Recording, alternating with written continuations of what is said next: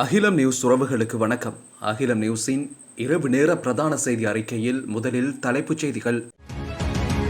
ரணில் விக்ரமசிங்க விடுத்த சவாலுக்கு தயார், அனுர தரப்பு திட்டவட்டம். வடக்கு வைத்தியசாலைகளில் உயிர் பலி வாங்கும் தகுதியற்ற மருத்துவர்கள் திடுக்கிடும் தகவல். காவல்துறை உத்தியோகத்தர்கள் 3 அதிரடி கைது. வவுனியாவில் 6 நாட்களாக வரிசையில் 600க்கும் மேற்பட்ட மக்கள். குளவிக்கொட்டுக்கு இலக்காகி 90 வயது முதியவர் உயிரிழப்பு. வவுனியாவில் யாழ் குடும்பஸ்தருக்கு நேர்ந்த கதி. வைத்தியரின் பரிந்துரையின்றி குழந்தைகளுக்கு பாராசிட்டமோல் கொடுக்க வேண்டாம் என எச்சரிக்கை. தொடர்பான விரிவான செய்திகள். சர்வதேச நாணய நிதியத்துடன் நேரடி உரையாடலுக்கும் ஜனாதிபதி ரணில் விக்ரமசிங்க விடுத்த சவாலுக்கு தேசிய மக்கள் சக்தி தயாராகியுள்ளதாக அதன் தேசிய செயற்குழு உறுப்பினர் சுனில் ஹதுநெதி தெரிவித்துள்ளார். தேசிய மக்கள் சக்தி அரசாங்கத்தின் கீழ் தேவையானபடி சர்வதேச நாணய நிதியத்துடன் பேச்சுவார்த்தை நடத்தப்படும் எனவும் அவர் கூறியுள்ளார். ஜனாதிபதி விடுத்த சவாலை ஏற்றுக்கொள்வதா அல்லது ஏற்றுக்கொள்வதில்லையா என நேரடியாக கூறாமல் கட்சித் தலைவர் அந்த உரையாடலில் பங்கேற்க மாட்டார் என்று அவர் சுட்டிக்காட்டினார். இது தொடர்பான பேச்சுவார்த்தைக்கு சஜித் பிரேமதாச தரப்பினர் இணைந்து கொள்ள தயாராக இருப்பதாக ஏற்கனவே தெரிவிக்கப்பட்டுள்ளது. சர்வதேச நிதியத்துடனான ஒப்பந்தத்தை மாற்றுவது தொடர்பான இந்த உரையாடலில் கலந்து கொள்ளுமாறு சஜித் பிரேமதாச மற்றும் அனுரகுமார திசாநாயக்க ஆகியோருக்கு ஜனாதிபதி அழைப்பு விடுத்துள்ளமை குறிப்பிடத்தக்கது. வடமாகாணத்தில் உள்ள வவுனியா மற்றும் மன்னார் வைத்தியசாலைகளில் உள்ள 41 வைத்தியர்கள் மருத்துவர்களாக இருப்பதற்கு தேவையான தகமைகளை பூர்த்தி செய்யவில்லை எனவும் அவர்களில் சிலர் மருத்துவ சபையில் கூட பதிவு செய்யப்படவில்லை என்றும் திடுக்கிடும் தகவல் வெளியாகியுள்ளது.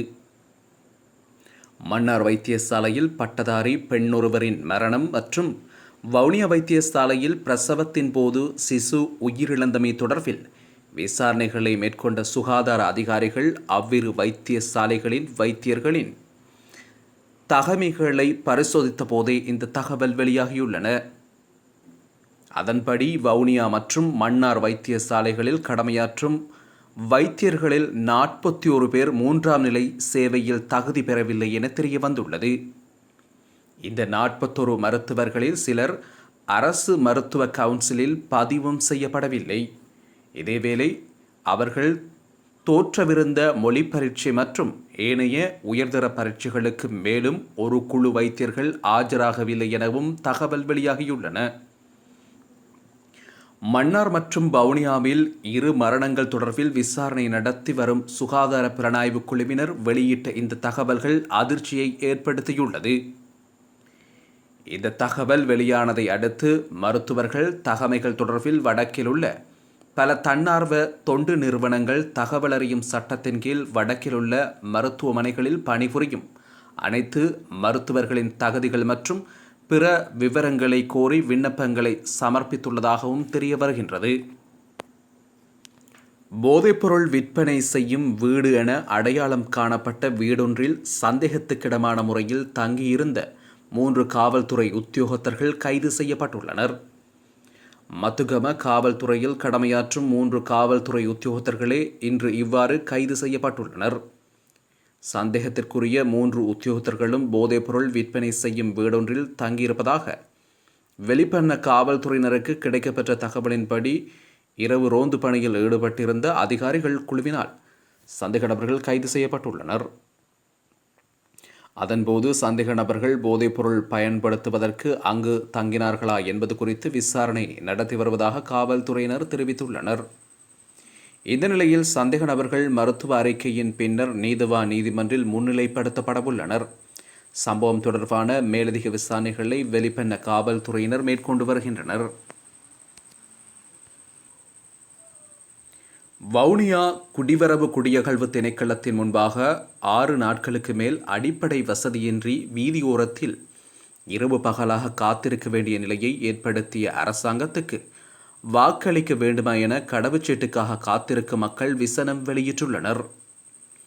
வவுனியா திணைக்களத்தினூடாக ஒரு நாளைக்கு 25 நபர்களும் ஒரு நாள் சேவையின் கீழ் 25 நபர்களுக்கும் ஏற்கனவே சாதாரண சேவையின் கீழ் கடவுச்சீட்டுக்கு விண்ணப்பித்து குறிப்பிட்ட காலம் முடிவடைந்ததும் கடவுச்சீட்டினை பெறாதவர்கள் 10 நபர்கள் என ஒரு நாளைக்கு 60 நபர்களுக்கு வவுனியா பிராந்திய குடிவரவு குடியகழ்வு திணைக்களத்தினால் கடவுச்சீட்டுகள் வழங்கப்படுகின்றன. ஒருநாள் சேவையின் கீழ் கடவுச்சீட்டினை பெறுபவர்களில் முக்கிய தேவையுடையவர்களுக்கு முன்னுரிமை என்ற அடிப்படையிலும் கடவுச்சீட்டு விநியோகிக்கப்படுகின்றன. இந்த நிலையில் வவுனியா பிராந்திய குடிவரவு குடியகழ்வு திணைக்களத்துக்கு முன்பாக கடந்த 6 நாட்களாக வரிசையில் 600க்கும் மேற்பட்ட மக்கள் காத்திருக்கின்றனர். அதேவேளை கொழும்பிலும் கடவுச்சீட்டினை பெறுவதற்கு மக்கள் நீண்ட வரிசையில் காத்திருக்க வேண்டியுள்ளதாக தெரிவிக்கப்படுகின்றமையும் குறிப்பிடத்தக்கது. கிரில்ல பிரதேசத்தில் கொளவிக்கொட்டுக்கு இலக்காகி 3 பிள்ளைகளின் தந்தையொருவர் உயிரிழந்துள்ளதாக போலீசார் தெரிவித்துள்ளனர். கிரிந்த பிரதேசத்தைச் சேர்ந்த HMA கப்புருபாண்டா என்ற 90 வயதுடைய 3 பிள்ளைகளின் தந்தையே உயிரிழந்துள்ளார். இவர் சுகையினம் காரணமாக கிரிந்த பிரதேசத்திலிருந்து கிரில்ல பிரதேசத்தில் உள்ள வைத்தியசாலை ஒன்றுக்கு மருந்துகளை எடுப்பதற்கு சென்றுள்ளார். பின்னர் இவர் வைத்தியசாலையில் மருந்துகளை எடுத்துக்கொண்டு மீண்டும் வீடு நோக்கி சென்று கொண்டிருக்கும் போது வீதியிலிருந்து கொளவிக்கூடு கலைந்ததில் கொளவிக்கொட்டு கிழக்காகி உயிரிழந்துள்ளார். இச்சம்பவம் தொடர்பில் மேலதிக விசாரணைகளை போலீசார் மேற்கொண்டு வருகின்றனர்.